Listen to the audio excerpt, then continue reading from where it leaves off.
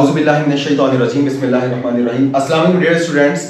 Last class में हमने 20.1 exercise का क्वेश्चन नंबर 1 किया था। आज बारी है क्वेश्चन नंबर 2 की और ये बिल्कुल उसी कॉन्सेप्ट का क्वेश्चन है, इसलिए आपको बहुत आसानी से समझ में आने वाला है। फाइंड द वैल्यूज ऑफ के। पहला केस है सेम सॉल्यूशंस अगर है तो, और दूसरा केस है कि डिफरेंट सॉल्यूशंस हैं। अब सेम सॉल्यूशंस और डिफरेंट सॉल्यूशन का क्या मतलब है? सेम सॉल्यूशन का मतलब यह है कि जब आप कोऑर्डिनेट इक्वेशन को सॉल्व करते हैं कितने सॉल्यूशन आते हैं? 2, मैक्सिमम 2, क्योंकि पावर 2 है तो x की 2 ही वैल्यूज होंगी। किसी इक्वेशन में अगर पावर 3 होगी तो वहां पर x की 3 पॉसिबल वैल्यूज आ सकेंगी। पावर 4 है तो 4 वैल्यूज भी आ सकती हैं। तो जितनी बड़ी x की पावर उसके उतने ज्यादा सॉल्यूशन। तो हमें पता है कोऑर्डिनेट इक्वेशन में 2 ही सॉल्यूशंस होते हैं। सेम सॉल्यूशन का मतलब ये हुआ कि जो एक आंसर आ रहा है वही दूसरा आंसर भी आ रहा है, और आंसर्स को हम कहते हैं रूट्स, यानी कि रूट्स क्या है? बराबर है।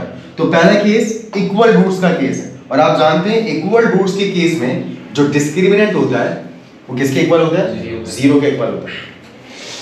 और जब आंसर्स अलग अलग आते हैं और वो रियल हो, रियल मतलब आयोटा के बगैर है, तो इस सिचुएशन में जो डिस्क्रिमिनेंट होता है वो ग्रेटर देन 0 होता है, 0 से बड़ा। और 0 से बड़ा वही नंबर होता है जो पॉजिटिव होता है। Every positive value is greater than 0. So discriminant should be positive to have two different solutions. ठीक है? तो वो कह रहे हैं कि इधर हम इक्वेशन में k लगा रहे हैं, आपने इस इक्वेशन को कंप्लीट करना है इस बात को डिफाइन करके कि k की जगह क्या हो कि सॉल्यूशन सेम हो जाए, यानी कि एक ही जवाब है इस इक्वेशन का, एक से ज्यादा जवाब ना आए। और k की जगह ऐसा क्या लिख सकते हैं हम कि अगर उसे सॉल्व करें तो 2 जवाब आएंगे और वो दोनों जवाब रियल होंगे, यानी कि कभी भी आयोटा जवाब में नहीं आएगा। ठीक? तो बस अब आप सिंपल एक काम करें, आप इन चीजों को कंबाइन करें और एक साथ ही मालूम करने बजाय कि अलग अलग मालूम करके टाइम वेस्ट करें, एक साथ कर लो। But before that you have to show the value of a, the value of b and the value of c। x square के साथ a होता है, x के साथ b होता है और कांस्टेंट c होता है। ठीक? अब आप यहां पर चाहे तो एक बार मेंशन भी कर दें कि फॉर इक्वल रूट्स या फॉर इक्वल सॉल्यूशन या फॉर सेम सॉल्यूशंस डेल्टा बराबर होना चाहिए 0 के। For real different roots delta बड़ा होना चाहिए 0 से। ठीक? बस अब आप यहां से सॉल्यूशन स्टार्ट करें।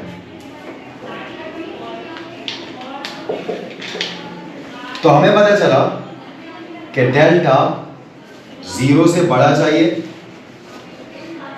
और सेम सॉल्यूशंस के लिए बराबर चाहिए।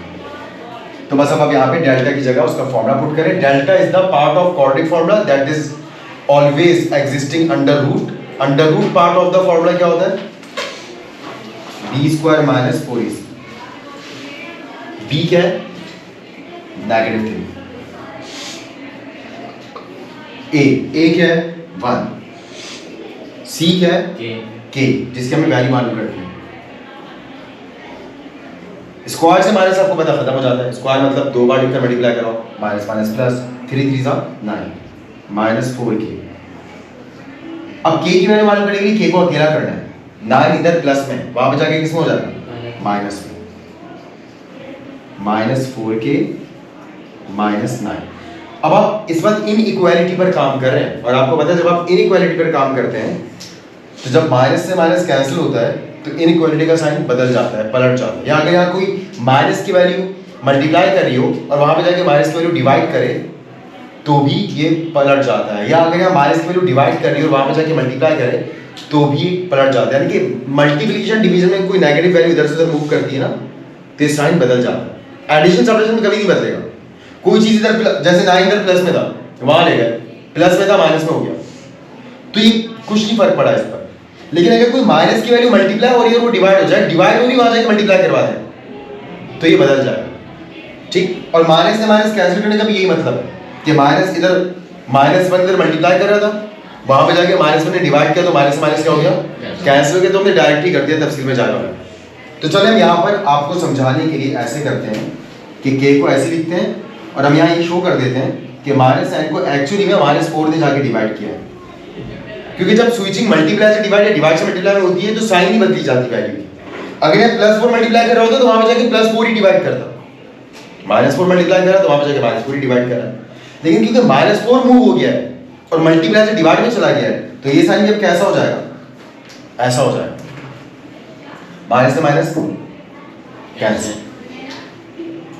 तो हमारे पास जो इस वक्त शक्ल निकल कर आई वो ये आई कि k is less than 4 for real distinct या different solution and k must be 9/4 and k must be equal to 9/4 for same solution या for equal roots। ठीक, अच्छा इसका सिर्फ कॉन्सेप्ट समझने के लिए मैं इसको थोड़ा सा आगे आपसे बात कर रहा हूं, ये सिर्फ हमारा कॉन्सेप्ट वर्किंग के लिए है। कॉन्सेप्ट वर्किंग कि हमने यहां पर अपना जो फाइनल रिजल्ट देना है वो इस तरह से देना है कि बस आप ये बता देंगे कि फॉर इक्वल रूट्स के लिए k बराबर होना चाहिए 9/4 के, और फॉर रियल डिफरेंट रूट्स या सॉल्यूशंस k छोटा होना चाहिए 9/4 से। अगर आपने k को 9/4 से बड़ा रख दिया तो क्या होगा, फिर वो अनरियल हो जाएगा। ठीक है, तब आए यहां पर कॉन्सेप्ट वर्किंग करते हैं। हमें पता चला है कि अगर k की जगह 9/4 रख दिया जाए ना तो इस इक्वेशन को सॉल्व अगर करेंगे तो दो अलग अलग जवाब नहीं आने वाले, बल्कि क्या होगा, एक ही जवाब आएगा। तो ये देखिए कॉन्सेप्ट वर्किंग करते हैं, x² - 3x, और यहां हमने k की जगह क्या रख दिया 9/4, क्योंकि k 9/4 के बराबर होगा तो इसको सॉल्व करेंगे तो दो अलग अलग जवाब नहीं आएंगे, बल्कि क्या होगा, एक ही जवाब आएगा। यहां हमने रख दिया 9/4। अब सबसे पहले मैं 4 से जान छुड़ानी है ताकि सिंपल फॉर्म में आए इक्वेशन। तो 4 से जान छुड़ाने के लिए याद रखिएगा, जब आपको किसी इक्वेशन में किसी डिनोमिनेटर से जान छुड़ानी हो ना, उसी डिनोमिनेटर से पूरी इक्वेशन को मल्टीप्लाई करवा दें। एलसीएम भी नहीं लेना पड़ेगा और जान भी छूट जाएगी, वरना एलसीएम लेने का तरीका तो है ही, वो आप कर सकते हैं। तो सबको क्या करें, 4 से मल्टीप्लाई करवा दें, मल्टीप्लाई बाय 4। और ये आपको मैथ्स में अलाउ है, आप किसी भी इक्वेशन को जब मर्जी करें किसी भी नंबर से मल्टीप्लाई करवा सकते हैं। या तो 4 को कैंसिल करने के चक्कर में 4 से मल्टीप्लाई करवा दें, वरना जब दिल करे जिससे भी दिल करे उठा के मल्टीप्लाई करवा दें। क्यों अलाउ है, क्योंकि इससे इक्वेशन का बैलेंस खराब नहीं होता। मैथ्स में आपको किसी भी इक्वेशन में हर वो काम करना अलाउ है जिससे इक्वेशन का बैलेंस खराब ना हो। इक्वेशन से बैलेंस खराब ना हो मतलब लेफ्ट हैंड साइड और राइट हैंड साइड हमेशा क्या रहे, बराबर रहे। अब जैसे is it a balance equation 3 + 2 = 5, क्या बैलेंस इक्वेशन है, 3 और 2 5 ही बनता है, और राइट साइड पर भी 5 ही लिखा है, इधर भी 5 का वजन है उधर भी 5 का वजन है। अब कोई भी ऐसा नंबर बोले जिसका आपको दिल करेंगे इस इक्वेशन को मल्टीप्लाई करवा दें उस नंबर से, कोई भी नंबर बोले, ये कह रहे हैं 2 से मल्टीप्लाई करवा दें, आप कोई डेसिमल में वैल्यू ले सकते हैं, आप कोई फ्रैक्शन ले सकते हैं, 2 से मल्टीप्लाई करवा लें तो हर नंबर 2 से मल्टीप्लाई होगा। 2 3 ज़ा 2 2 ज़ा 2 5 ज़ा 10। देखिए बैलेंस इक्वेशन 6 और 4 10 ही होता है। तो 2 क्या, आप जिससे चाहे मल्टीप्लाई करवा लें, कुछ भी करते रहे आप इक्वेशन में, अलाउ है क्योंकि बैलेंस रहेगी। तो मैथ्स में इक्वेशन में हर वो काम करना आपके लिए अलाउ है जिससे इक्वेशन का बैलेंस खराब ना हो।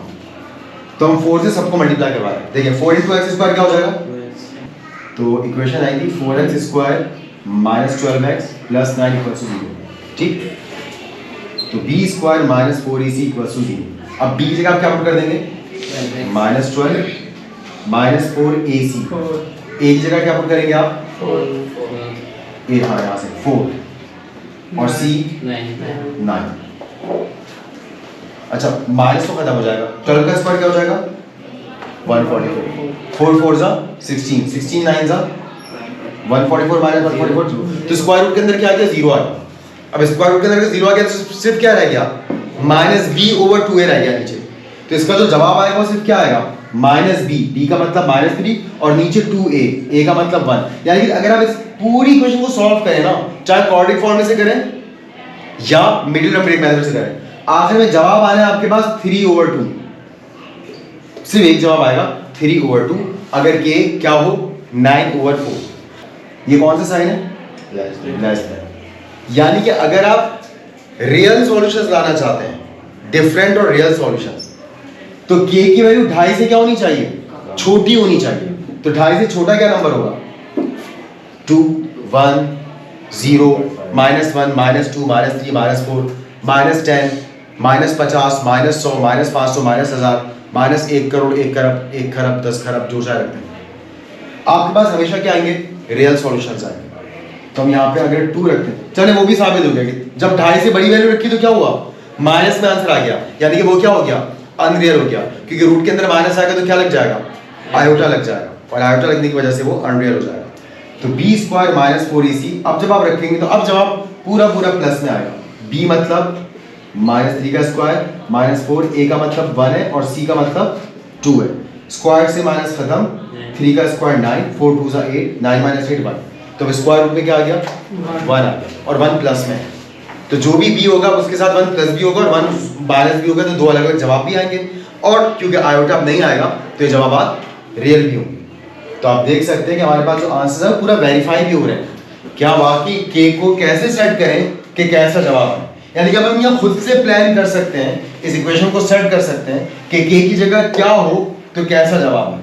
और जरूरी नहीं है कि वो आपको के यही लिख कर दें, वो आपको के यहाँ भी लिख कर दे सकते हैं। तो हम इस पर रख के डिसाइड करते हैं कि यहाँ कैसे नंबर्स होंगे तो कैसे जवाब आएंगे।